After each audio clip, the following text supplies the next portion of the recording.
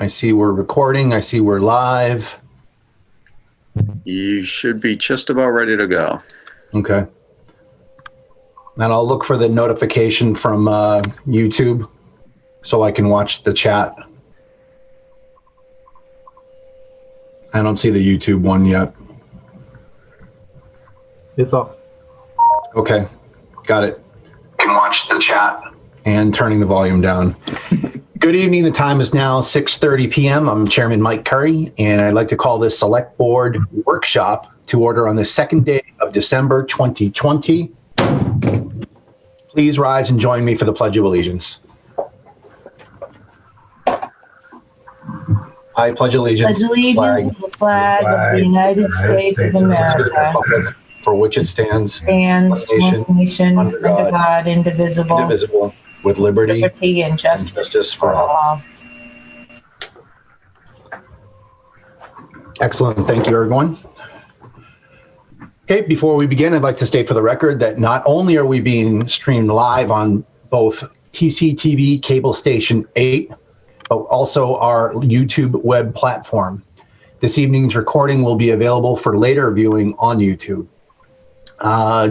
Doing a quick roll call, I see we have Terry and Tim, thank you, that with me, that gives us 3 and a quorum. With us this evening, we've got Adam LaMontagne, Jackie Prime, Luann Breuer, Andrew Kanata, Holly Young. Caitlin Scott is part of the TCTV crew tonight, and she is brand new to the team, so great shout out to Caitlin. You're live on television for the first time probably in your life. Thanks for coming and joining the team. That's fantastic. We do have a quorum, and I can see Jeff is joining in right now. This is a workshop, so I'm not going to go through the agenda adding or removing. It's a workshop designed to have the team work together on items that we wish to spend a little bit of more discussion time on. However, public participation and comment is still possible via the chat section of the live stream on YouTube. And I and TCTV are monitoring the chat section, and will address any comments and questions as they appear or appropriate. Remember, this chat area is part of the permanent record, so if it's not apparent already by your name, please make sure that you state your name in the comments if you wish to have some interaction. And just as FYI, the live chat is approximately 10 to 15 seconds behind the live meeting, so apologize if we don't immediately get to your question, but I will back up if we need to, or as they say in the tray, circle back. All right, we are on Zoom, as you already can see. We've got our Brady Bunch grid right in front of us and up on the live TV. Please use video when possible, although you do not need to use video if you're not actively meeting with the board or speaking. Although TCTV and the chair can place any and all on mute at any time, it's easier for you to control your own mute button. If you wish to speak, you can either politely break in, or you can use the convenient raise hand feature in the Zoom. And just to note, if you're on video and you start to shake around, or you're going to try and catch up on dinner, TCTV, just because it's being live streamed, he may blank out your video and let you finish your chicken nuggets or something. If you do wish to see material shared on the screen, please request that of me. I can actually share quite a bit. I've got a lot of items, the Access GIS, ready to go this evening if we need to do any high-speed overviews or look at property lines or otherwise. But if you need to show something, or you'd like to show something, just let us know. Viewers of the live stream may ask questions that may be acknowledged by the chair or any other member that may be monitoring the YouTube live stream chat area. Great. All right. All right, this evening's workshop. We have a short agenda this evening. We've already accomplished first 2 items. We have 3 items on the agenda tonight. River's Edge Conservation Area status update. We're going to briefly discuss the incident command designation and restructuring, or possibility of it. And then we will finish up with some Scout Hall proposed uses, If you watched our meeting last week, you kind of had a little bit of a sneak preview of the document that we'll be looking at tonight. But a lot of people in the community I know continue to be very excited about Scout Hall, the ongoing repairs there, which they are ongoing.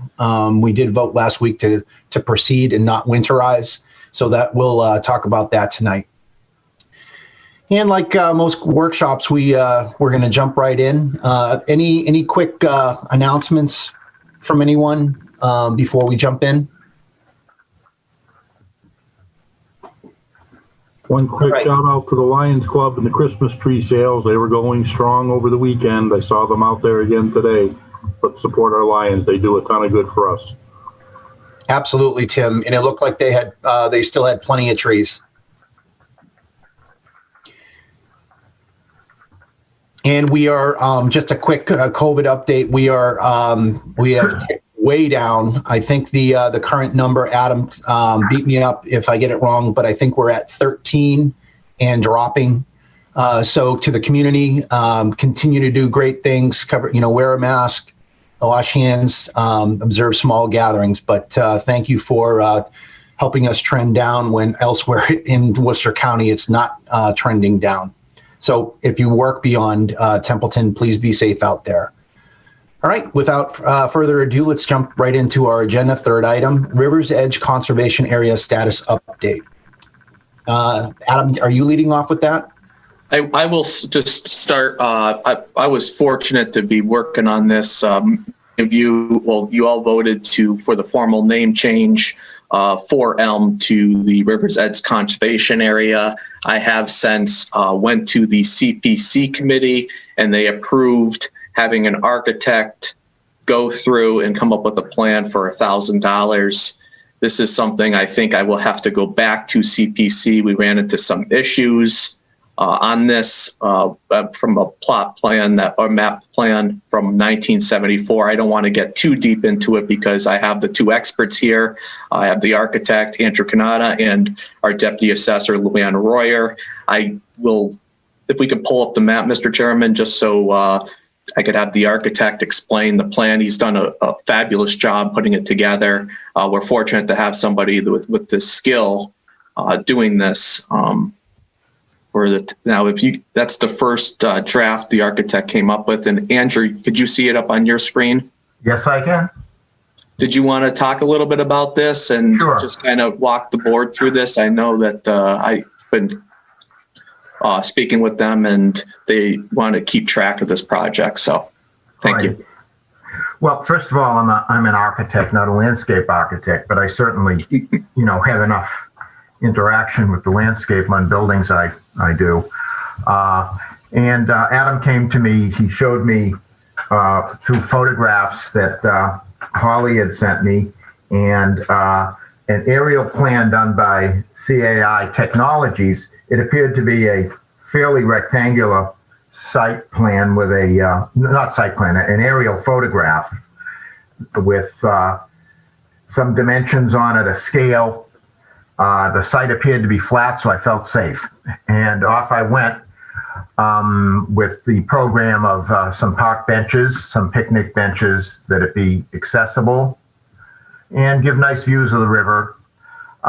No grass, just bark mulch and, flowers and some shrubs.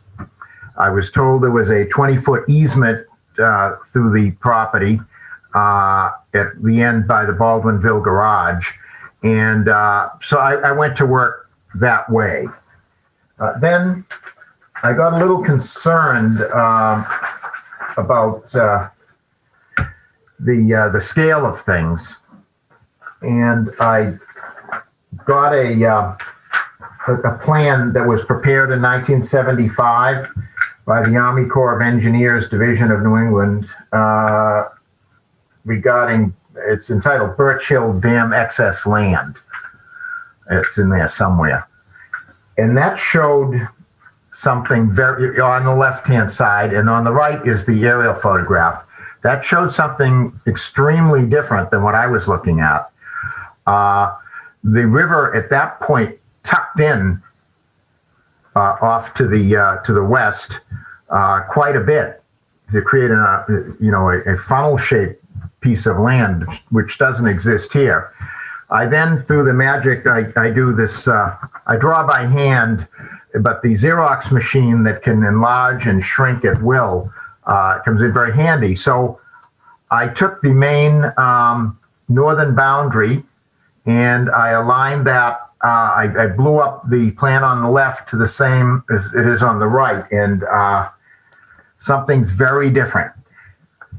We don't have nearly as much land as shown on the right is on the left here. And so I noticed that on the Army Corps plan, if you can raise that up a little bit, it says Birch Hill Dam excess land. And I'm saying, gee, is there a dam where the water was being controlled and it changed the topography by lowering the water level? And other than that, that's about as much as of a detective as I could be. I don't frankly care. I just don't want to, sell the town on a nice park that will be reduced significantly in scale if the land is indeed as small as is shown on the plan on the left. You can see, even just as generalists, if that the plan on the right is slightly larger, that oranged in area, but on the left, you can see it. The shape is entirely different. It tucks way up, and also the easement that I thought was about 20 feet on the right hand, on the northeast corner. Yes, right over there. It's only about 16.8 feet wide, and read it off my plan, 16.5. And on the left-hand side, it widens quite a bit to 31'7". So it's being tapered in quite a bit from the north and an awful lot from the south, and it's not leaving much land for the park. So the reality is, we can talk about the easement and maybe talking to the Army about if we can encroach a little bit on the wider end of it at the 31 feet. But just looking at it, we can see that the site is a lot bigger than is shown on the left. And for that reason, I sort of held everything, because I was already going way over my time on budgeted time for the project. And I asked Luann through Adam and Holly to see if you could possibly have this surveyed. And just so we can have some realistic parameters to work within. Right. Is it evident to everybody what I'm talking about? That it's entirely different shape site. There we go. Yeah, the way the Army plan is, if you look to the left where there's a concrete wall and the fence, the river's cutting way inside that wall. Mm-hmm. And it doesn't do that now. So something was done. I realized there was a building here for a number of years. Why it's not on the Army plan, I don't know, because the building photographs I saw of it that I found online showed a building that was probably built right after World War II. And so I don't know when it was torn down, but I think it was torn down a lot later than 1975. Yeah. If I can just cut in, the building was just torn down about 3 years ago. And the only other thing that I can state that is when you go on my online system, which you're referencing as cartographics or CAIGIS, the actual dimensions, if you read the top front page of the screen, they're not true to form. Whereas the plan that I gave you that you were shown on the left of the screen a few minutes ago. Yes. That's the true to form, because if you read the plan, the surveyors went off of the file deed that's on 4 Elm Street, and pretty much the dimensions are all focused and coming off of that plan and referenced through the deed. So I tend to think that the sketch on the left is more true to thing. It's a filed plan with the Registry of Worcester Deeds. Whereas cartographics, I'm always updating and changing dimensions and such on the sites. So I'm just saying, like when I was talking to Adam today, that the only way you're going to know exactly where your true boundaries is if you had a surveyor come in and stake it for you. Right. But I think, yes, the river rises and the river goes down. Birch Hill Dam is a flood zone way down the street towards Royalston. Sometimes these rivers get high and they release the dams to lower them. The rivers were flowing a lot more and used a lot more when the paper mills were in full swing in like the 70s. So yes, the topo on the side of the bank towards the river is going to be a little bit different, but I still tend to think you're going to find the dimensions more to the plan than what, like I said, my cartographic maps, I'm always working on them. So I would always go by a plan and a file deed to make sure everything was correct. Well, I agree with you, and I tend to go by plans, and that's why I was delighted to get the plan that you sent a week or so ago. But just looking at it visually, I know there's a concrete wall there, and I think that wall would be in the river if you look at the plan on the left, because on the right, the wall is roughly where the southernmost, the 145 line is. Oh, there it is there. Okay. Well, Yeah. all right. I didn't see that. Yeah, I'm not going to profess to be like a huge GIS. I just use the different overheads, and some of them seem to be better than others. Unfortunately, the Like deciduous this is the trees. 2019 USGS ortho, but it does actually do a pretty good job of showing that wall. Oh, that's great. I like that. I wish I could have that. Someone could. It's You can get that online.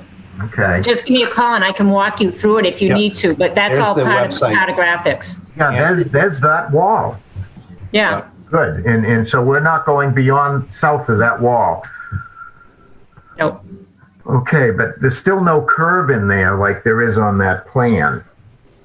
Or there's no diagonal sweep up from. Right. You know, and the curve, is it years ago? I don't know how they were thinking. I'm not sure. Oh, Army Corps did it. Maybe that was the swerve of the river back then and it's receded down more now.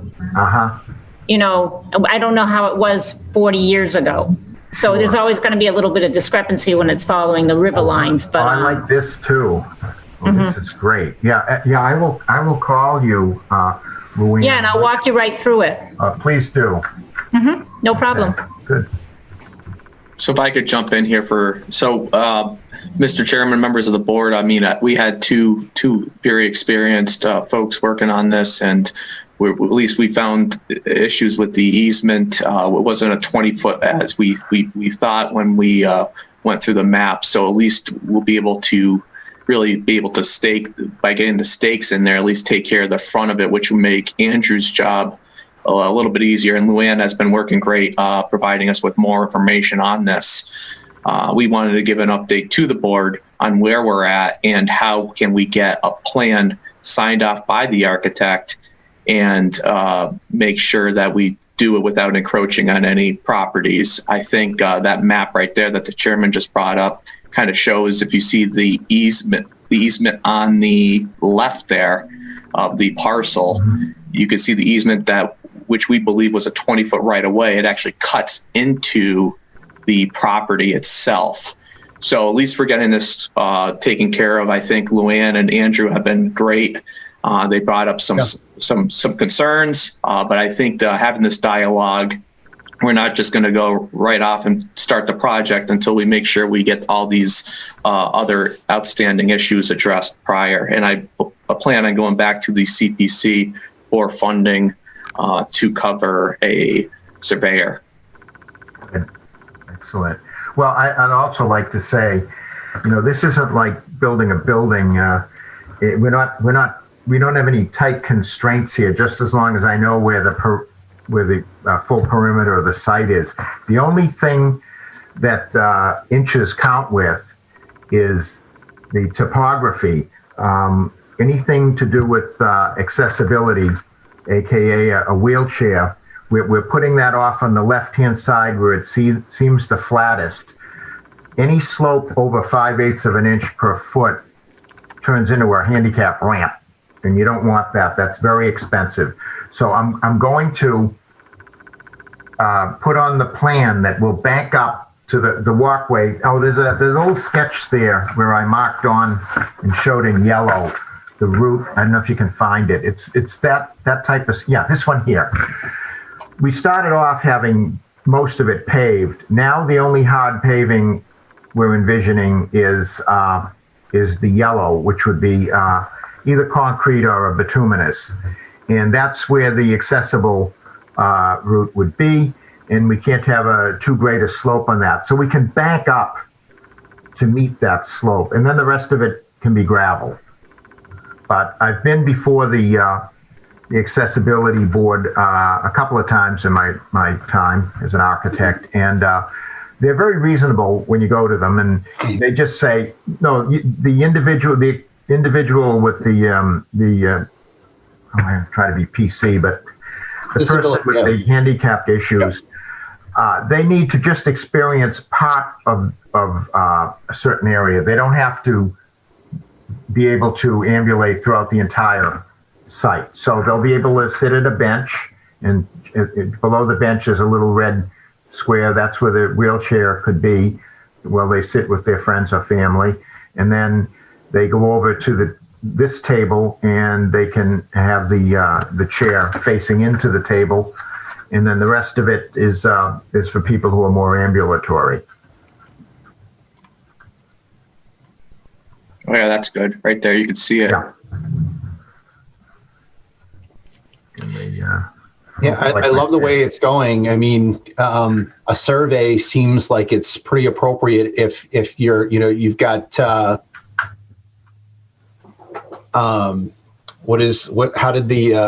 you've got obstructions on either side. You have the easement, and then the concrete wall and river. So it makes perfect sense to me, and fairly normal need to do some surveying. Great. Yeah, and actually, while you're at it with the surveyor, if he could cite a few grades, elevations from this, at the sidewalk, and then, right. Yeah, just let us know what the elevations are, the benchmark elevation, in a few places, just so I get an idea, because it can be very tricky. Something may look fairly flat, and you'll find out it's not as flat as you think. Well, and to Andrew's point, I mean, he's going to be coming out, and we've been fortunate. He's the one who did all the specifications for the library project. When that project has come along great, he will, for the closeout, we intend on going down to that site. That way he could actually see it. So he wanted to come up with something for us to get moving with and provide an update to the board. So that's where we're at right now with the River's Edge Conservation Area project. Yeah, you estimated about 2,500 to do a survey. 2,500 to it could be upwards of 3,500. I still have to check in and get some more accurate numbers. That's a rough estimate, and I have some time. Unfortunately, the CPC meeting I think is canceled in December, so I do have time to come up with a number to give to them. Okay. For them to approve. It makes I did talk with Luann about it, Andrew too. But let me call a couple of the folks. Luann gave me some names. Okay. Yeah, I'm very thankful for the update, and you don't know what you can work with until you know what your parameters are. So I'd really love to be able to give you some, you can't color in between the lines if you don't know where the lines are. Thank you. Some clients don't understand that. Any other questions from the board? All set. Okay, Luann, did you have anything else that you wanted to add into that? No? Okay. No, I'm all set. Okay. All right, I think. Mr. Canada. Okay. Yeah, thank you, Andrew. Oh, you're very welcome. And is Jackie still there? Yep, Jackie, yeah, she's still on. Oh, Jackie, I hope you like your new railing. We love it. It's great. We really love it. I told Adam I couldn't take my eyes off it. I had to keep going by the window and looking at it. Great. I'm glad you like it. Looks great. I'll see you all in a while. All right. Thank you, 2 Andrew. weeks. Thank you. Bye. Thanks, Andrew. Thanks, Luann. Mr. Chairman, Yep, please, Jeff. I just got one thing, a question on money for the surveying. The expenditure report that was put out November 17th, 2020, it shows there's 37,000 and some change left for 4 Elm Street. So I'm just wondering if Adam has a rough idea where what's been spent so far, as because I'm wondering, or you have to go back and ask CPC for money to do a survey when we have funds sitting there. And I know we're doing this, this went in front of town meeting in 2015, and now in 2020, we're actually doing what should have been done back then. It's called a plan. But so I'm just questioning the need to go back to CPC at this point in time, or Well, I just like going back there just to give them an update on where we're at, just have them approve it, not add more to it, but Tell them what we're doing. well, and to approve just that portion. And then once I give the final number, I want to stay within that total appropriation that you just mentioned, Jeff. okay, because this is more in line with the town meeting vote, and what CPC was originally presented with was a conservation area, rather than it morphed into a veterans park, which was never part of the town meeting vote or the original presentation. So, no, I'm just concerned that we're not going to go ask for more money when we have funding sitting in place for this project. That's just my concern. And I did talk with them, and as long as we keep it to a conservation area, open space concept, which is the intention and my motivation, and I believe the board, I mean, we did vote to name it River's Edge Conservation Area. I do believe we have the support of the CPC. At least I haven't received any kind of opposition whatsoever. Yeah. I tend to agree with Jeff that if we already have the appropriation authority, that this is within scope, especially if there's questions about making sure that we're not just the dimensions of the thing. Like we said to Andrew, you can't do anything unless you don't know what your lines are. You go outside them or otherwise. But if you have the authority and appropriation to do that, I'd go for it. Maybe give, is Mr. Henshaw still the chair? Yes. Yeah, just give him an update, and then, get on their agenda and give the same kind of update, that this fantastic update that you're giving us, give it to them. But I would say if you've got the appropriation and the authority, go for it. Will do. It's totally within scope to me. I don't know if anyone would refute that, but it's totally within my estimation. It's totally within scope. Okay. Anything else before we move on? I think we're all set. All right, great. Just putting the agenda up on the screen. I forgot to do it when we started. River's Edge over with. Now we're going to have a quick discussion about incident command, designation, and restructuring. Adam, you want to lead into that? I'll be more than happy to address this.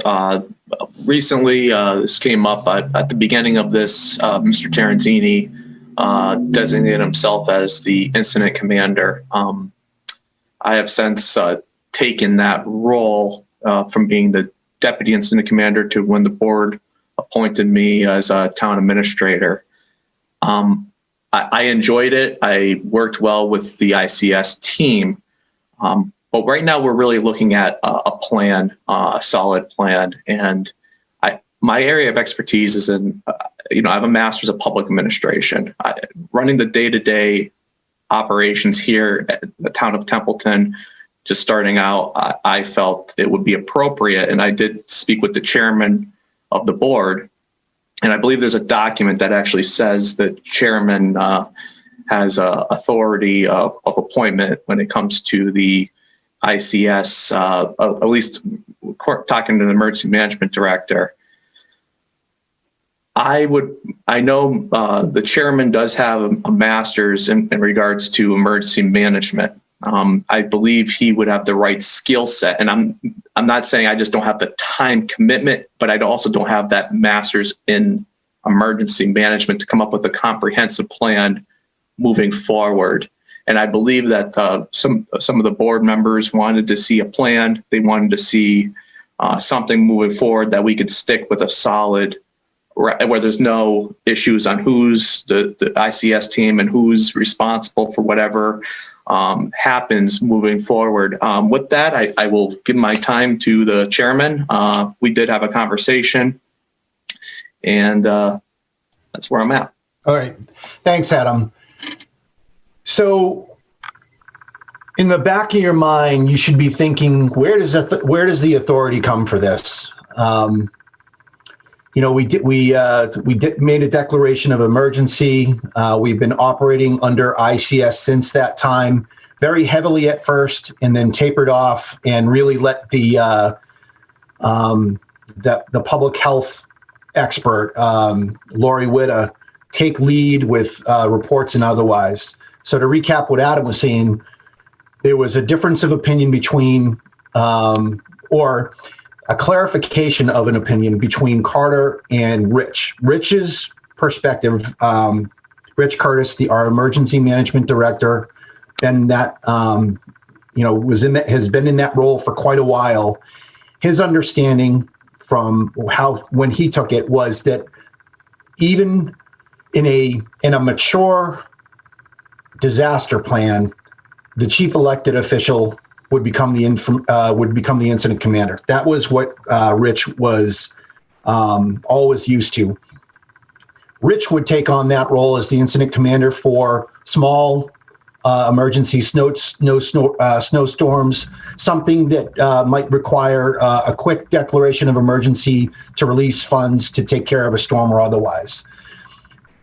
Rich had made the recommendation to Adam and I that if Adam doesn't feel comfortable taking on the primary role of incident commander, because before he was just the deputy incident command, Rich thought it would be acceptable to revert to how we had done business.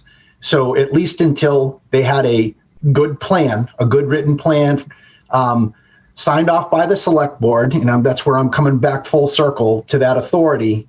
I would also say that we should look at having a bylaw that codifies that authority, because right now we have nothing other than this is the way that we thought that we were supposed to do it back when Rich took that, took the position and otherwise. And I actually have an email that he had explained it, if you'll permit me just reading from that email. Rich said that he spoke with MEMA Region 3-4 manager Bonnie Roy after Ab and I and Lori's meeting the other day. He explained to her that when he had taken over EMD in 2008, he had seen in writing somewhere that the chief elected official for the town was designated the incident commander during an emergency or a disaster. She went on to explain that the incident commander is usually the department head that the emergency involves. Fire, for a hazmat issue, fire chief is the incident commander. Police issue, police chief is the incident commander. Weather emergency, DPW director.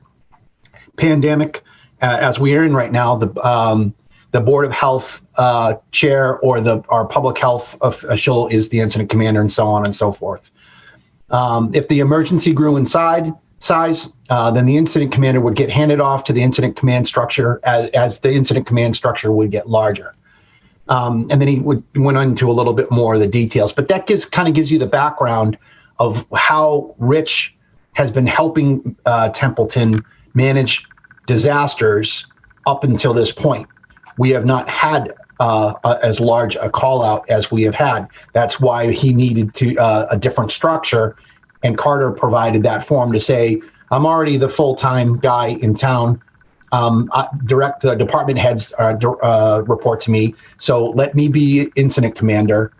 The chair, the select board chair's willingness to participate, we can make him the public information officer, which is what we did. And that worked well until we had a change in personnel. So tonight, I would say the recommendation from Adam is that he would like to change or restructure the incident command that we have now to where I still perform as the public information officer, but I become the incident command and Adam remains as the deputy. Rich has sign off on that recommendation. Mr. Chairman, the deputy would be appointed by you. Yep. Yeah. And then also Lori agreed with that as well. Neither of them had any issues with this. But I also say that, speaking with Rich, to say we need to codify this. We cannot keep making it up as we go along, because to some, that's the way it's going to sound. We need to make sure that the select board's authority, we're the ones who are going to sign that emergency management plan that would say something to the effect of, hey, this is what happens when we have an initial emergency. And if it doesn't last longer than 24 hours, we don't need a full up ICS team. If it lasts longer than 24, 48, 72 hours, then we'll go to a more mature ICS structure. But the select board needs to sign off on the work that Rich and Mike Dixon are working on right now. And I do believe, team, that we should follow up. We have no bylaw that instructs on this. So there should be we should get a bylaw that says the select board will be the approving authority for an emergency operation and plan. And if no such plan exists, matters of authority or otherwise come before the select board as needed.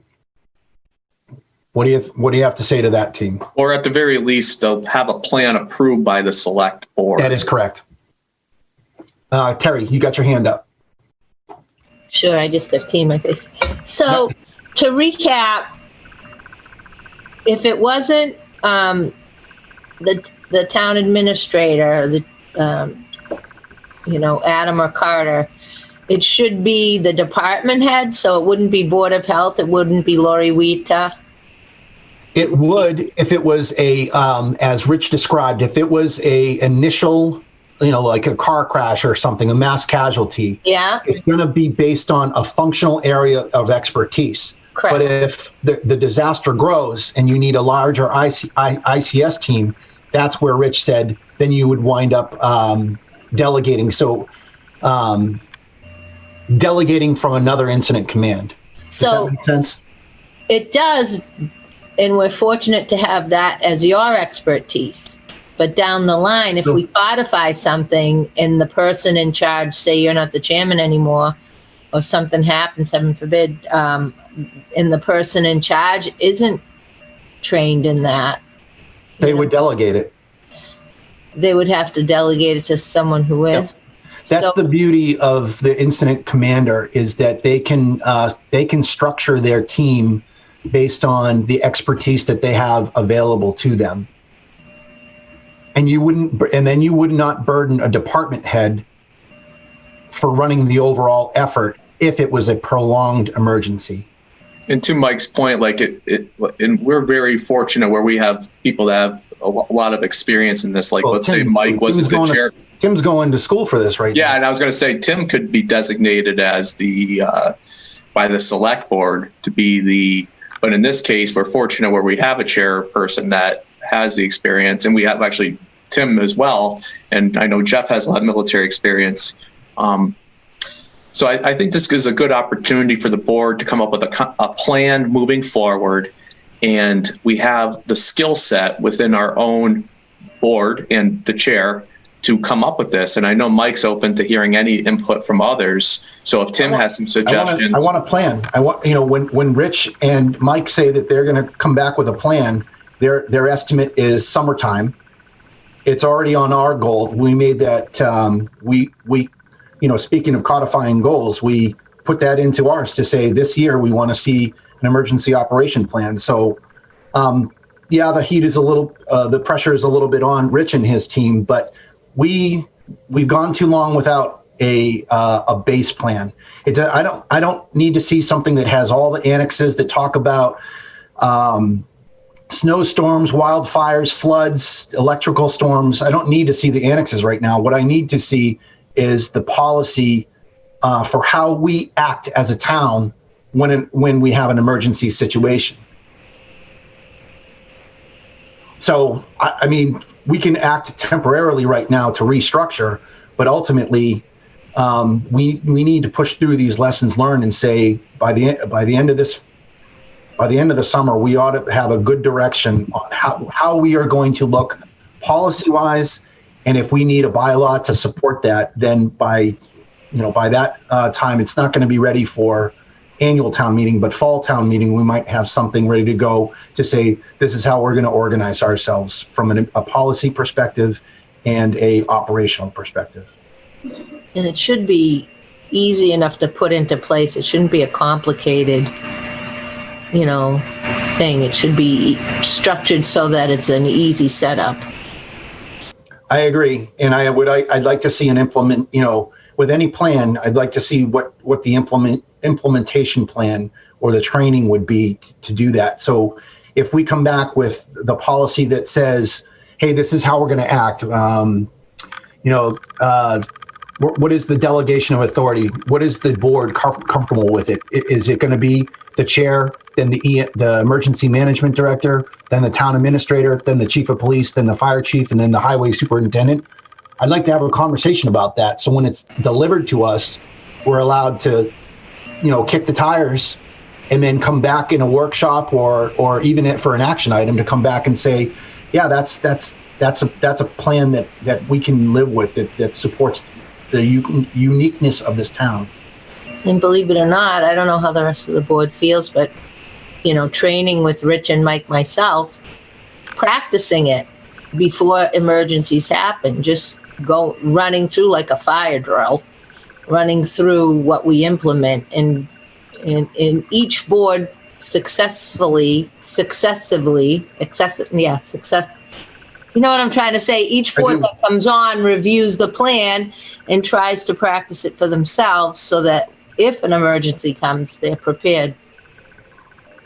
Yeah. And with a base plan, all that comes along with it. It talks about what is your how often do you review it? Do you review it every year? Do you review it every 2 years?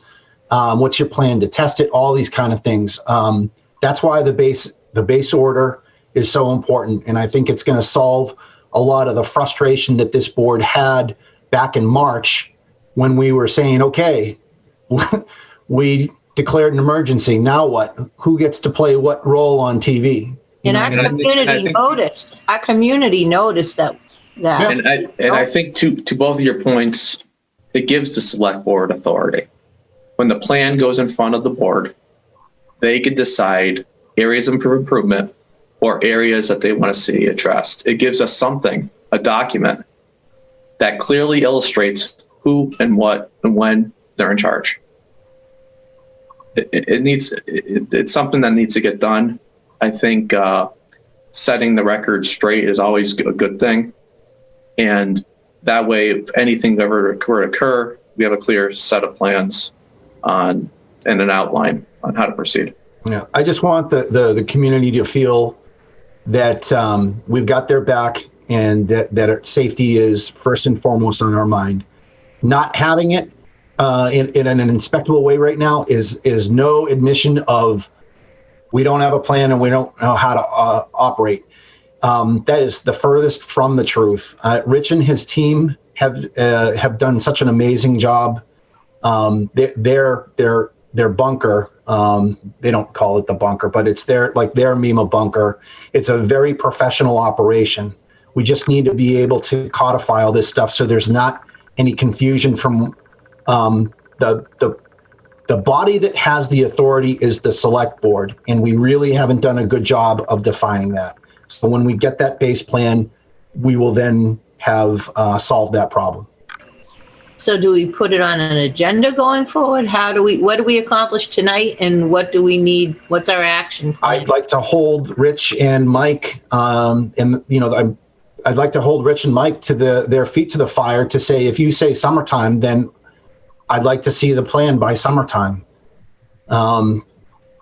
It's overdue. We need to be able to have this, and it's not something that I need to solve in 30 days, so we put it on a meeting right away. I want to make sure that they have the time that they need to do that. And they're not going to work in a vacuum. They're going to talk with their fellow department heads, but I wouldn't be comfortable until we have a well done plan, and to talk about how we wind up looking at the authority to implement that plan. I do not believe that we have the authority right now in our bylaws to be able to start tinkering around, other than just basically usurping the power, saying, yeah, we know that select boards do this. We know that select boards sign emergency operations plan. We just have to make sure that we're going through all the wickets to do that. I would like the consent of our community to say, yes, select board, we do entrust you to be able to sign off on that emergency operations plan.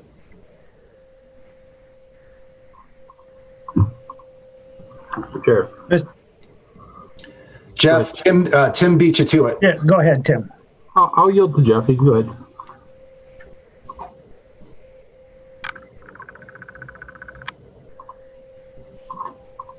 Go ahead, Tim. I was just going to say, one of the hallmarks of the ICS process, this can expand and contract minute by minute at times, depending how a situation or an incident is evolving. One of the key points is the ability to move people in and out of the title slots without having an absolute change in the structure and how it goes forward. You're right, we don't have it in writing. There are a number of programs available, both through FEMA, Department of Fire Services, through the National Fire Academy, the ICS 100, 200, for the advanced leaders, the 300 and 400, the 700, 800 series. A lot of them can be done in a self-paced, do it on your own distance learning type or small group settings.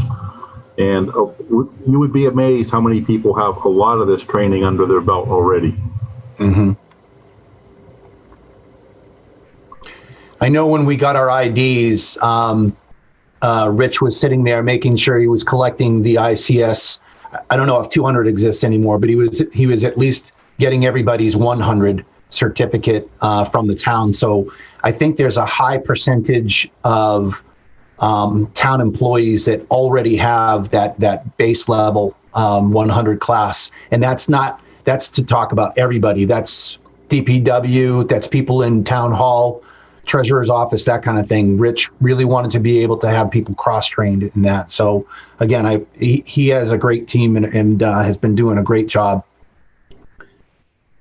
Jeff?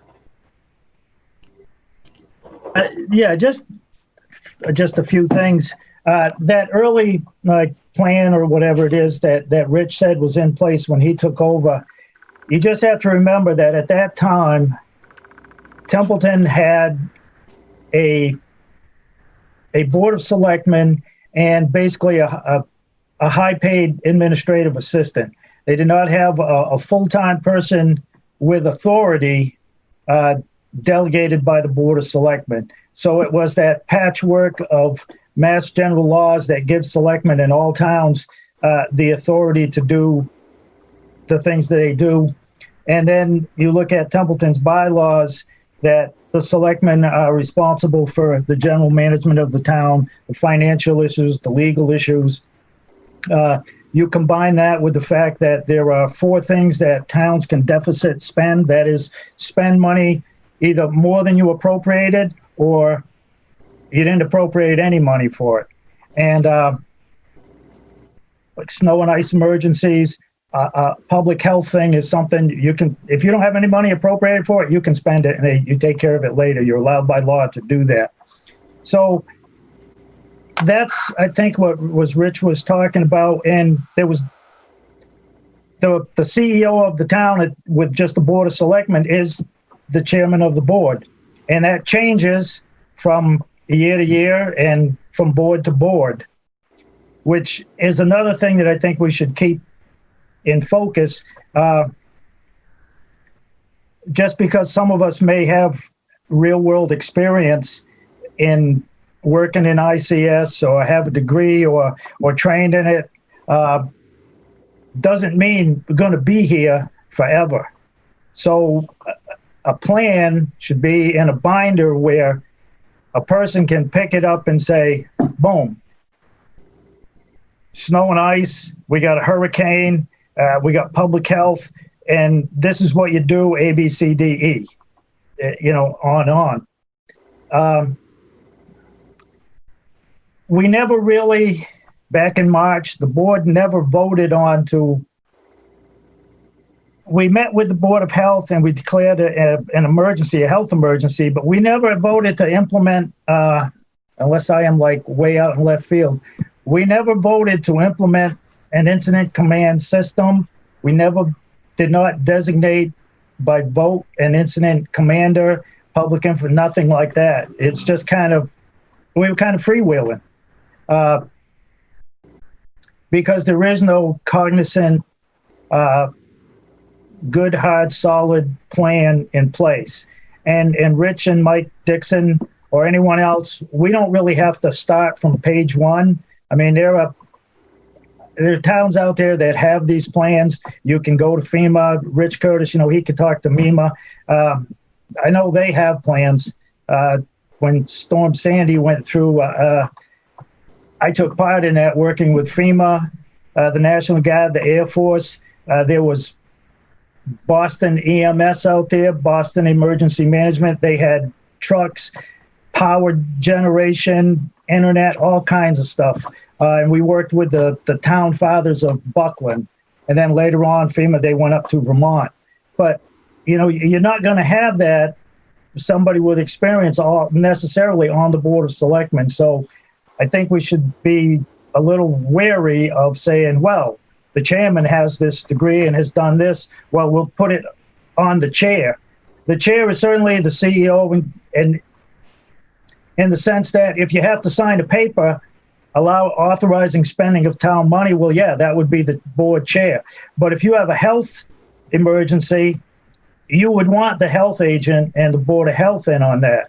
If it's a hurricane or some storm like that, then maybe you would want the fire chief and the DPW more at the top, with the town administrator or the chairman of the Board of Selectmen to sign off on stuff. Because when these groups come in, like the National Guard comes in for, say, an ice storm or something, they got to account for their time, their people and stuff. And I guarantee there's going to be some officer, someone is going to say, hey, we're here. I need somebody to sign this, saying we're here and we're recorded and all of this stuff. For a variety of reasons. And, that's why I think, the chairman of the board would be involved as the designated signatory for the town. But it doesn't necessarily have to be the incident commander in the sense that, we need trucks over here and we need guys to go down here and we need this many you have people, departments that's their field, and you would, in the plan, whatever the emergency is, you would hand that off to the people best suited to handle it. And that's just a thing I just wanted to, bring to focus, that we don't necessarily want to say, because this guy has experience and he's on the Board of Selectmen now, we'll make him that, because you're not going to be here forever.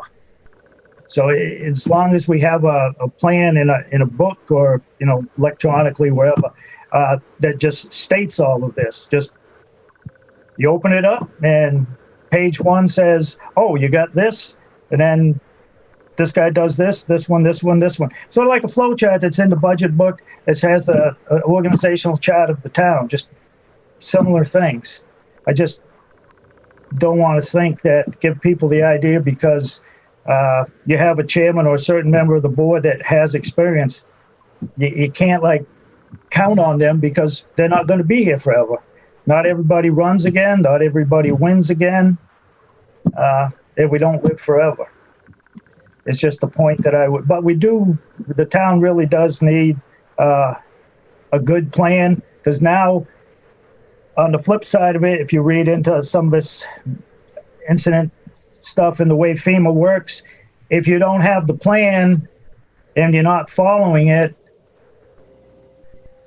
you got to qualify for FEMA reimbursement and stuff.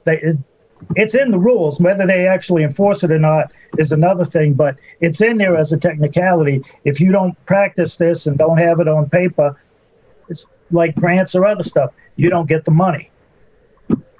I mean, it's just that simple. But we do need to have a cohesive plan, and I don't think we have to start from scratch, because I think there's enough of them out there that you can borrow from other communities. That's my nickel's worth. Thank you. Okay, thanks, Jeff. Now, Rich definitely knows that I want the plan. I've been asking for it. I don't think that he's starting from scratch. I think what is taking us the longest time is that it's changed over the years from just an emergency operation plan to a comprehensive emergency operation plan, where it is sucking in all those different requirements that you talked about just a moment ago. But the only not rebuttal, but thing that I would add on to what you're saying, I 100% agree that, at any given time when you have what the makeup of the board is going to be different. Every few years, you're going to have turnover and otherwise. And you could wind up having an accountant, a certified accountant as your board chair that has no knowledge whatsoever of incident command. That's why in that plan, the initial configuration needs to be identified, and then what the mature environment is. You have to have a way to initially respond. So the right SMEs or the subject matter experts are actually a part of that. So 100% agree with you that we need to get a plan and be able to we have to be able to make a decision. It just can't be as wishy-washy as you alluded to at the end of the March meeting when we declared the emergency. And then it was like, all right, well, now what? Yeah, we're letting the people that know how to do it. But from the elected officials' perspective, we want to be able to say, yeah, we intended that to happen. If you don't have that, then you have a loss of confidence in the people that you voted for, or that that you would want to see continue running the town. Terry, you had your hand up. I'm sorry. Sorry, that's okay. I just had a couple points. Number one, whoever the chair could always train with Rich, because he did have us all take the IS 100 and the IS 700. It was one of the first things I did when coming on as the chair in the first year. Was he said, I got to meet with you because you're the guy I need to talk to during emergencies. And there is a hierarchy when the National Guard comes in, and it's all in those two tests that you take. It tells you how the setup goes and who has authority and what chain of command there is. So, yep. As if the chairman of the board comes in and isn't you, again, we're fortunate to have you.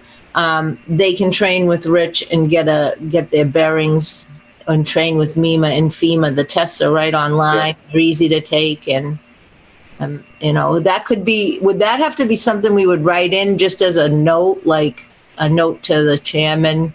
If we're going to do the. No, I think we stay away from that. I think we let the emergency management director guide that for us. What we do is we give them the authority. We basically say, or our bylaw winds up giving us the authority to say the approval authority for an emergency operation plan is the select board.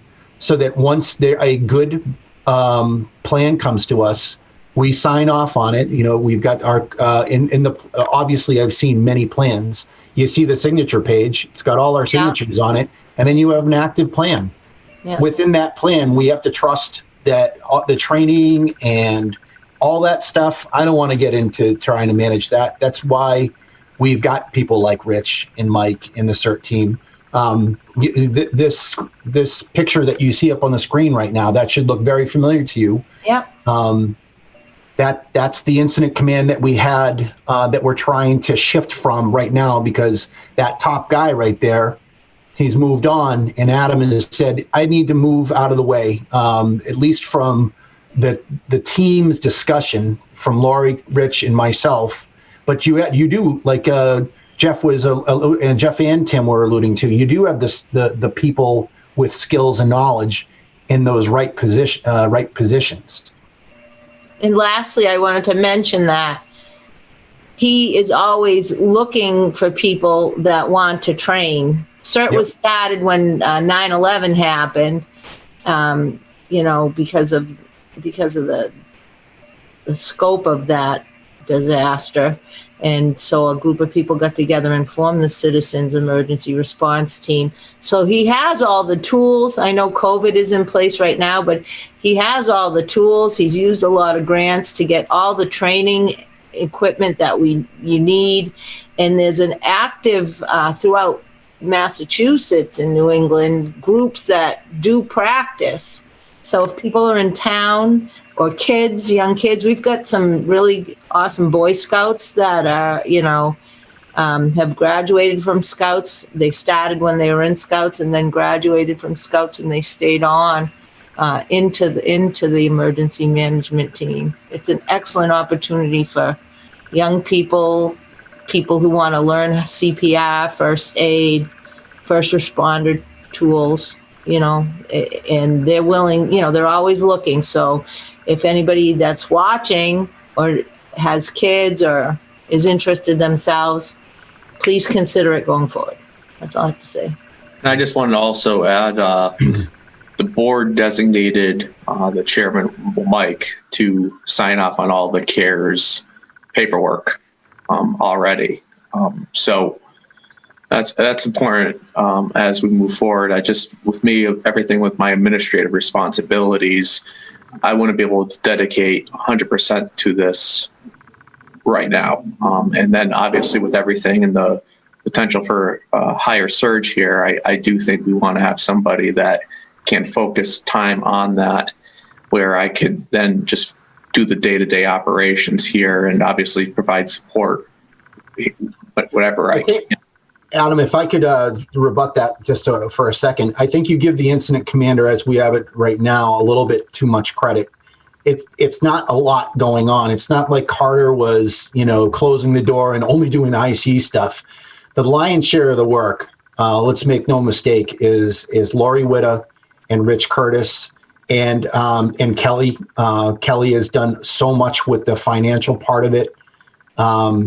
The team is where the work is. The incident command sometimes just gets the glory of saying, I'm the incident commander and wearing a fancy jacket. Well, at the beginning of it, though, it was a little bit, when we first declared the state of emergency, we were putting everything together. That was quite a bit of work, putting together the structure and everything. I think as time went on and when we were at 0 active cases, it wasn't obviously as busy, but it goes in moments where it could be relatively busy or it could slow down. But I think just having somebody focused on that, solely on that, is a good thing. I completely agree with Rich's recommendation, but I think more to Jeff's point, I would want to make sure that whatever policy that we do put in place, that it does not focus on the skills of any kind of like sitting board or otherwise, that it's basically got the flexibility built into it. So I think that was a good point that we made. A lot of good points. I agree. If we've got 13 viewers on at least the YouTube live, who knows how many were watching Channel 8. But if you're watching, got a lot of good ideas. Terry's ideas, Tim's ideas, Jeff's ideas. That's a good thing. But any other discussion on that? Does the board feel comfortable transitioning Adam to a quote unquote, like I would, if you say, yeah, it makes sense that you'd be the incident commander, how we have things configured right now, especially if Rich said that, I would then make Adam the deputy so I can have him make me go for a cup of coffee. No, I'm kidding. That's what deputies do. Sounds good to me. You're comfortable, Mike? Yeah, I mean, again, we've kind of talked about it. It's not, it's not my bread and butter, but it's my bread and butter. So You're used to multitasking, having 5 screens up at once, and yeah. And again, the majority of the work is not incident command. I'm already doing the public information stuff. So any kind of question or reporter or anything come in, I'm already easily tackling those tasks. thank you. But the consensus would also include to have the plan come in front of the board for approval. Oh, yeah. For the transition now, and then for the plan to come in front of the select board. Yeah. Okay. I know it's coming. I mean, Rich said in our last ICS meeting that he gave an estimate of when it is. I'd like to see him follow through on that. And again, I mean, he's got plenty of help out there. It doesn't need to be in a vacuum.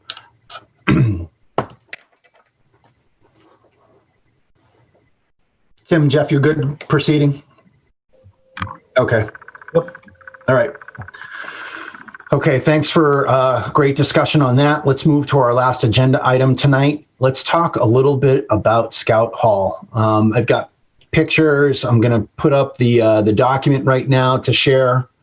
At least Jackie and Adam would like to lead us in that discussion. No, I was going to say at least Jackie didn't fall asleep on us. I know she was waiting.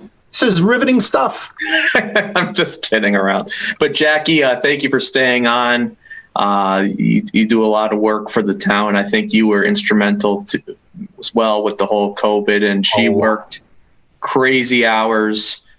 She was one of the main people out there with the community services and the food pantry and providing the necessary support out there, talking with folks, and certainly outside of Rich Curtis, getting a lot of volunteers. She did an instrumental role in that, and I think a lot of credit's due to that, but I don't want to digress too far off of the Scout Hall proposed uses. Mr. Chairman, I will have Jackie, if you concur at this board, to take the report for the proposed uses. Yeah, I mean, thank you for that lead in. I will say, if you Google Jackie Prime, you find plenty evidence from the Gardner News on her contributions during this pandemic. So proof is in the pudding. I'll have to Google myself. So yeah, we basically identified the potential uses for Scout Hall to be twofold. First, to provide a hub for the community services units, particularly the ones that don't have a home, and allow those units to better connect with the public, meaning like recreation, cultural council, TCTV. In addition to that, the select board in recent months has identified a need for the role of community service to expand and grow, to make better connections with the community. And we feel that a presence of those units at Scout Hall will go a long way to beginning that process. In addition, we thought there would be wonderful space for a visitor center. I know Julie Richard really advocated for that. That would be phenomenal to have an area where, information about the town could be displayed, possibly a rotating local art display, and just local information. Also, we talked about having a dedicated space for other small groups and organizations to meet, Lions, Scouts, the festival, the Arts and Crafts Festival, the Women's Club, any group that really kind of has this nomadic existence of trying to figure out where they're going to meet from time to time. Then we thought there would be a great space for sort of drop-in, gaming, maybe some co-sponsored events. We've often identified the issue that there aren't a lot things for young people, like teens, to do if they're not super involved in sports or whatever. That might be a nice area for them to gather. And then we, definitely want to see a home for TCTV so that they can grow and expand. And, there'll be a little kitchenette. We talked about that last meeting, the bathroom. So overall, I think it's a space that could really satisfy a lot of needs and, again, really help to be that hub for the community services units in town. Thanks, Jackie. I was hopping around the document that's in the agenda packet that's available online to anyone watching, and that had the color pictures of the other stuff we were talking about.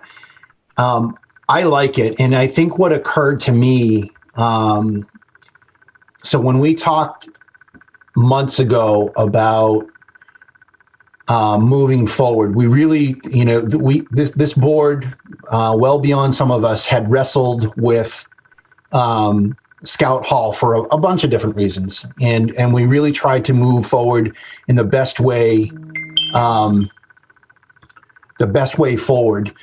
And one of the big ones, not having that mental picture of what it looked like in there. And I love how at the end of it you talked about highlighting the fact that this used to be a schoolhouse.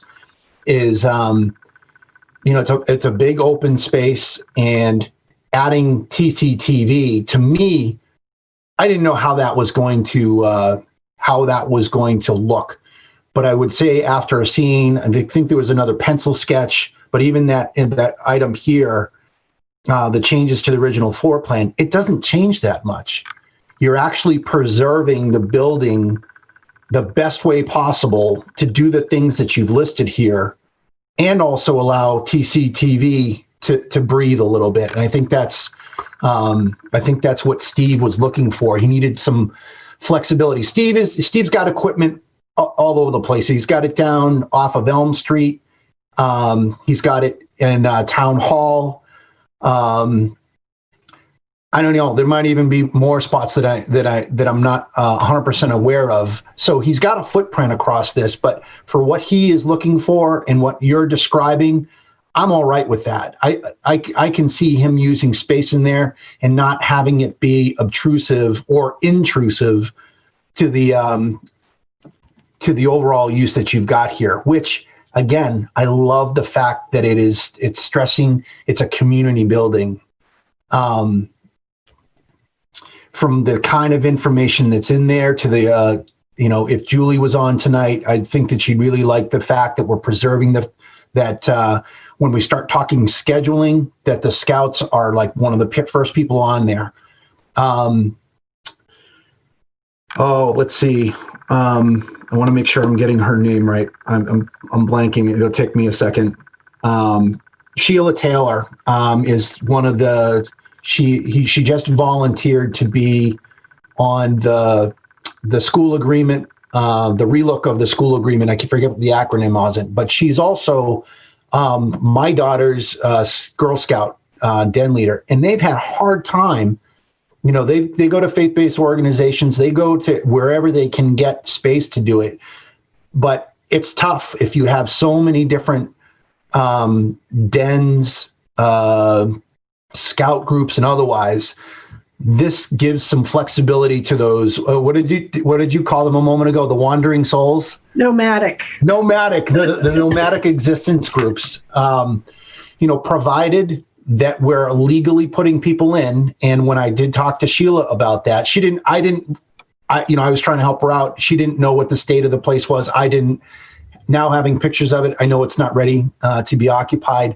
But for those insurance requirements, a lot of those groups already have the insurance rider. So I think it's going to kind of, once we get this place, what did I say, Adam? Minimally operationally available. I think that we can start to realize some of these goals, and I'm really excited about that. The last thing, I did have one question before I gave the rest of the time to the rest of the board. What kind of manning would you given what you have here on the screen, what kind of manning for the building would there have to be? Like, how would coverage work? I think that, not to speak for Steve, but I think that he was definitely offering, some of his staff to pretty much, be the main people staffing the building to, I would think, have at least a minimum of 2. And then depending on the scheduling for meetings and that sort of thing, I guess we would have to probably expand that a little bit, maybe. I don't know, look a little beyond just TCTV staff. Yeah, you don't have a lot of staff. I think you'd have to work out something. I think there would be downtime where you just lock up the building, and then you work out a way whether someone went to, if you were going to let someone borrow the building, and they've already had done their advanced knowledge, that we had some way where, I don't know, the key could be signed out from town hall or the senior center, wherever you are, or the library, but some system to account for the fact that we don't have this. I don't think that we have the staff to be able to have that as a full-time manned building.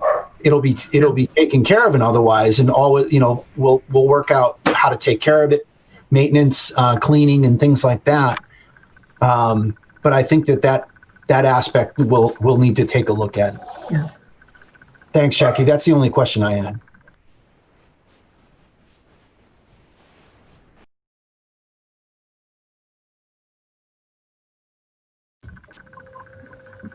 Jeff, Terry, Tim, any questions on it? How excited are you? Just one comment. The first picture you had put up the front of the building. Parking is an absolute premium in front of that Scout Hall building, because immediately to the right is the apartment building. Immediately to the left is the church structure that, when that was a retail outlet, they did not let anybody park there. So you were basically within the confines, just slightly beyond the walls of the building itself of Scout Hall. Yeah, that's a very good point. When Adam and I did the walkthrough, we did talk about that. Jeff, you're sitting down right now, right? Hey, let's buy the church. I'm laughing. Yeah, 11 people just fell out of their chair, and who knows how many at home. No, I guess the point is that, yes, let me get out of that. Let me do an aerial view of that. So here you've got, get that out of the way. You've got Scout Hall right here. You have a very weird parking area right here. Like, even Adam and I driving in here by ProTech, we didn't know whether to nose in right here or park parallel along the World War II memorial. This building, this church right now is still listed for sale. And you've got all that parking. It's all crushed. I think it's like crushed stone over there. A good amount of parking, but you're right. I don't think that there was any kind of agreement before where they could share. No, and that crushed stone was actually added when that was purchased by the antique store. Yeah. When we used to use Scout Hall religiously with the Scouts, we would fill that area 2 and 3 cars deep, being very cognizant of the neighbors at the apartment building. But we pretty much blocked in that circular drive. Yeah. I remember more than once after the business moved in, we were getting screamed at as the leaders because we were parking in front of the church or over on the side, and it was quickly brought to our attention, this is not your property, you can't park here. And we all just kind of sat there and said, well, that's interesting, where are we going to park? Well, this aerial view is going to look a lot. There is a parking concern there. Yeah, and this aerial view is going to look a lot different in about a year and a half. This whole area is going to be like that Lancaster mini rotary roundabout, whatever you want to call it. So I think they're in, Adam, I think it's 70% design review. And that doesn't come out of the town. That's a 101 and 2A. That's a state project to turn this into a roundabout. Jeff, I think that came through the Montechusett Planning Committee, or I forget the name of the agency. Not to get off topic, I just wanted to say it's going to look a lot different. If you think that it's going to be tough right there, the whole traffic pattern there is going to possibly pose some other concerns we'll have to look at. Yeah, and also we sent those plans off, and You want my 2 cents? Absolutely. It's in a perfect location because it's right across from the town offices. You could keep a key in the town offices and have a designated person at the town office in charge of opening and closing the building if Steve wasn't available. And since we're redoing the parking lot at the town office, we could have a designated area for parking for the Scout Hall. Sorry, I'm not trying to be, I'm laughing at myself, but could they park at Town Hall and walk across the street if necessary? You know, I don't see why not. but anyway, I mean, it's a workshop. I mean, I'm excited. I'm reacting to what you said. I did think of that. But I think we'll have to talk through it. I just want to get this, you know. I'm excited. Yeah, me too. I just want to get it. I'd love to see it and get done in our day and have something to offer the taxpayers and kids and visitors. Yep, all seriousness, there is the current Patriots roast beef location that the building is eventually going to be abandoned because they're working on their new one. I don't know who actually owns that lot. I know CONS Garage has a bunch of it. I don't know if that Patriots roast beef is a leased portion of that land. Yeah. Or what the plan Yes, CONS owns that. But that would be another potential area to park. That is directly across the street. But depending on the time of day, crossing Patriots Road presents a challenge. Yeah.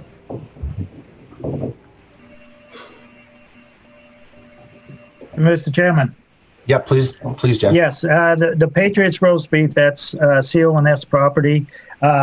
Parking alongside the road through there is prohibited. There are signs that says no parking, state highway.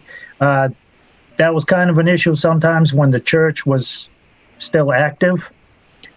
And as far as the occupancy or use of Scout Hall, before we start thinking with heartstrings and stuff, aside from the parking, that's a town building, and depending what you put in there, CCTV's in there. If you have additional town storage space, which I think is a smart thing to do because there would not be a lot of traffic. If there's town records and things in there, you just have to think about these things. Insurance, access to the building. You check out the key, but where does that key go once it leaves Town Hall? Yeah, we're done with our Girl Scout meeting. The Boy Scouts showed up, so I just handed the key off and told them, you got to go sign it, give that to, Adam LaMontagne, or you got to turn that into the town clerk. Okay. Well, it's 10 o'clock. I'll do that tomorrow. And then, oh, damn, I'm late for work. And, the key, the key goes wherever. That's just the way I think on these things. And if you go back and look when this all started, back in April 14th, 2016, the minutes for the Community Preservation Committee, some of the proposed uses was, or as far as benefits of CPC funding this, was a possible Boy Scout meeting space, additional town storage space, and a town media center, along with additional town committee meeting space. Some of the concerns of some CPC members was the parking. So I believe TCTV is a good thing because at most. And I think there's somewhere in a plan or a plot, or it was designated, the War Memorial down there. I believe there are 2 spots that were dedicated. One is a handicap spot for that memorial to park there. I think at a stretch there's 7 or 8 parking spots for Scout Hall. The church, I think, is for sale for about 90 grand right now. And I know the taxpayers wouldn't love to buy that building, but it'd actually probably be a smart thing to do. But if we weren't in the budget situation that we're in, as far as the state goes, and our dependence on state aid and school aid and so forth.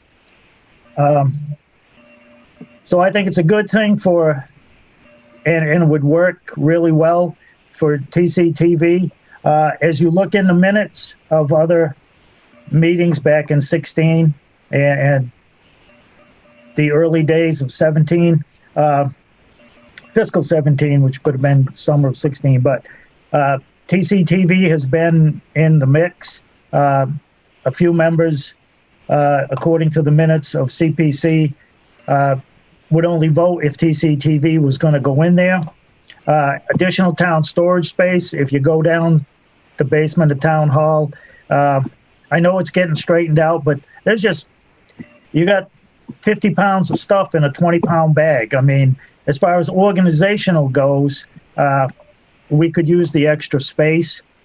And I believe Recreation was looking for a place to keep a lot of their records. I think they were going to work out something to have a space at the senior center. But again, there's deed restrictions and use restrictions if you want to follow the rules that were put in place when we got that place. They are there, sort of like deed restrictions on Gilman Waite and the school and stuff. So as far as private entities using that and, signing out the key, yes, it sounds good on paper. It sounds easy. And from the heart, oh, yes, good intentions and stuff. But facts are facts, and sometimes you have to look at things in a cold-hearted business way. Would you want to hand out keys to Town Hall and let, the Boy Scouts, the Girl Scouts, the Lions Club can meet there, this group can meet in there, and something comes up missing, then, what do you do? It's somebody gets hurt, who's responsible? They say, well, you carry an insurance rider. Yep, we'll see how that works out in a court in our legalistic society that we have today. So those are my concerns on usage. I'm in favor of storage, TCTV. If the rec committee was looking for office space, I know they had been. And they were talking like they needed 2 places, one place for people to sign up and another place to keep all their records and kind of like a home base to work out of, which would make sense. Again, not a lot of parking, I don't think, required for them to do that. My other thing with Scout Hall is funding and records of the finance. Back in 2015, and if you go through the expenditure reports, you can see it. There were 2 different amounts for an article in special town meeting in November 2015.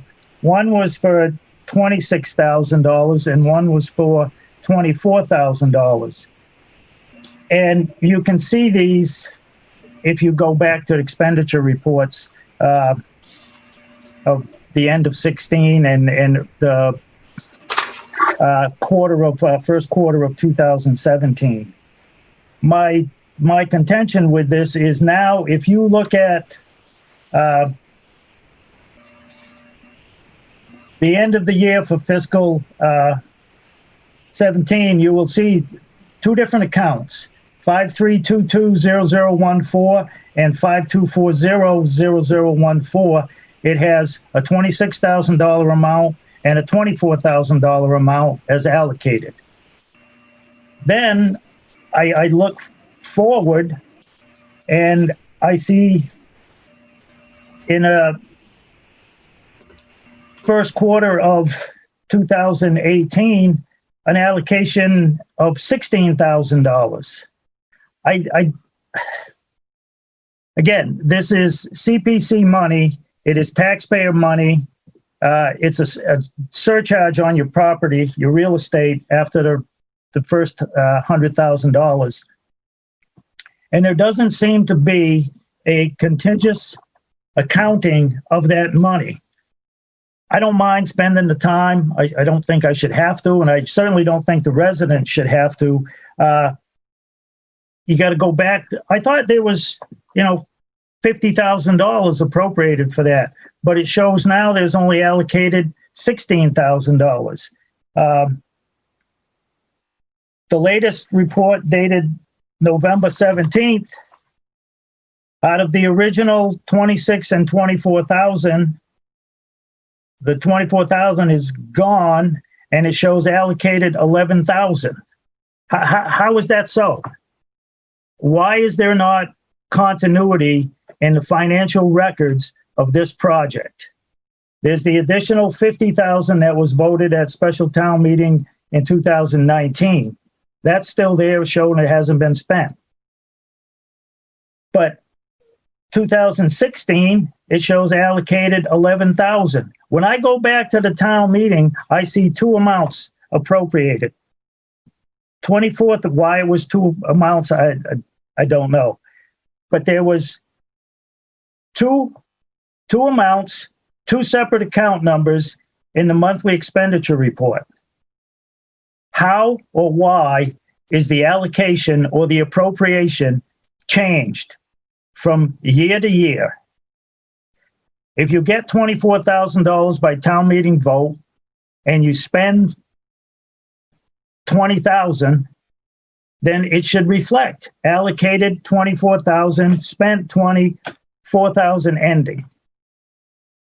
Again, we talk about uses of the building, we talk about parking, we talk about where we are in construction. Well, what about the financial records of this project? We have $100,000 of taxpayer money in the works.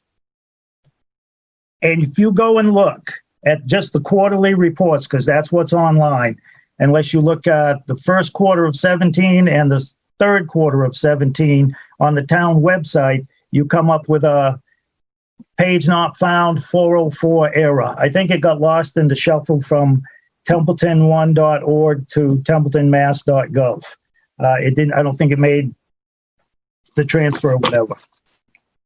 But taxpayers should not have to go and go through all kind of reports back to the original vote and then come up and say, well, how come this has changed? And then they email the town administrator or the town accountant, and they got to explain something about, well, I do it this way because, or, well, we want to show, show the amount of money that the taxpayers put forward for this project, how much has been spent, and how much is left over. And when it's left over is zero, well, then that fund can go away. And that's my biggest contention with this project, is the financing and the tracking of it. Because the record is not a continuity. It does not show. Well, Jeff, you definitely made your point. So, Adam, please take a do out for Jeff. Let's. Oh yeah, Jeff and I did speak about this. What he just mentioned was way before I came here. This is something where even the capital articles, you see them, and then when he's talking about when you go from one fiscal year to the next, let's say whatever they expended, you'll see the allocation amount change. Adam, I don't need a description now. And you might not even do it. I'm saying take a do out to answer Jeff's question. Yeah. Well, I've been talking with Jeff about point. I don't think the average resident is asking for that level of detail, but just the fact that we don't have it is a cause for concern. Jeff's point is well taken. Just please take that as a do out, that we have got to look at the accounting for that. We should be able to trace it. Do a surgical strike on the books and figure out for us what happened from the inception of the appropriation to now. If you could just do that, I don't think it'll take too much time. Thanks, Adam. Terry, Tim, anything else? Nope, the finances on that has always been a concern, what happened, and it's just one of those things, I guess.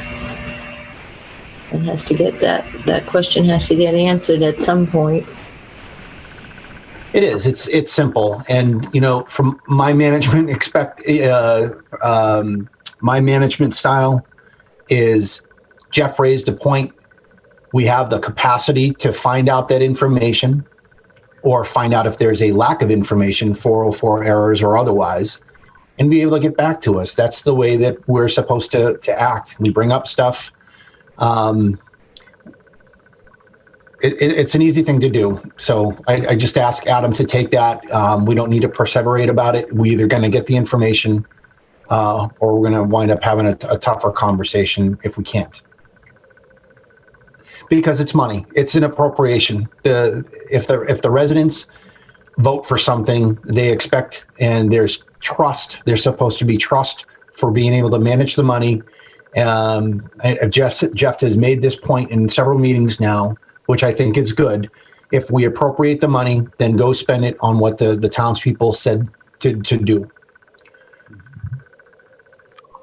I think another point that came up, Jeff, I think this was one of the first points, is perhaps a phased, based on the parking issue, maybe we slow our roll on all these grand uses and make sure that we're not overblowing our capability. So if that, maybe the Scout Hall does a great, we get a lot of good contractors in there and it looks exactly the way that we want. But if the parking is going to be the constriction point, perhaps we slow our roll and make sure that we're using it for those purposes first, and then come up with a solution in time for that.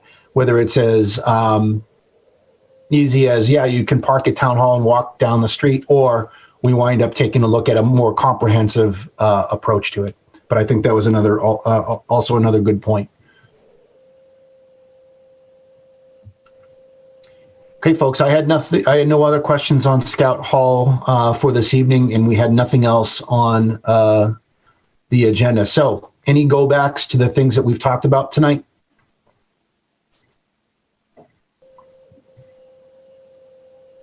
Okay, just to briefly kind of go through the things that we talked about.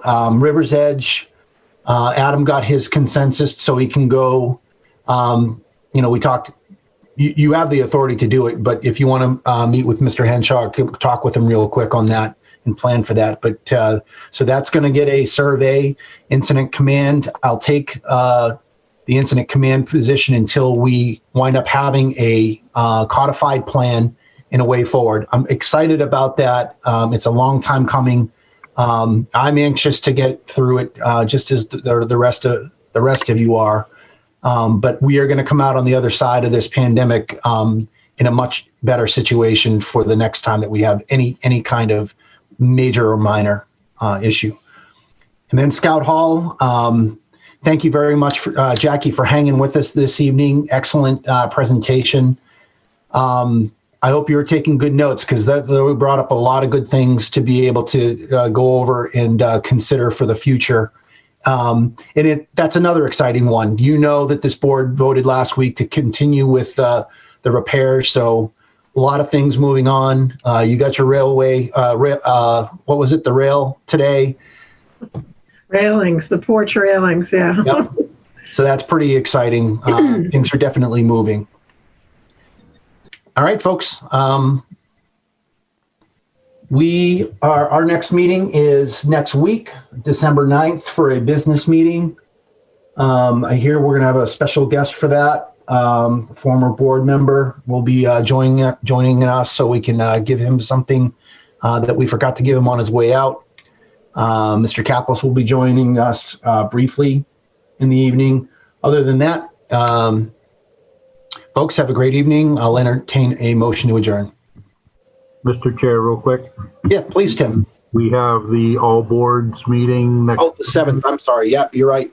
7th, and that's also the first of the many anticipated, the Regional Agreement Amendment Committee. They're meeting starting at 5 p.m. and I'll be transitioning from one to the other. Great. Thanks for that heads up. I forgot about that. I just want to make sure I have my calendar correct.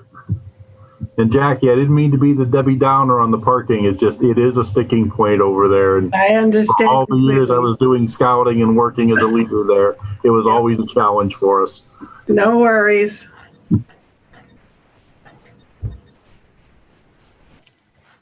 Motion to adjourn. Second. Motion and a second. All those in favor of adjourning signify by screaming aye. Aye. Aye. Any opposed? None opposed. We are adjourned at 8:10. Great. Thanks, Thank everybody. you, everybody. Thank you, Bye. Thank you, TCTV, and we'll see everybody December 7th for those two meetings, and then December 9th for a business meeting. Good night.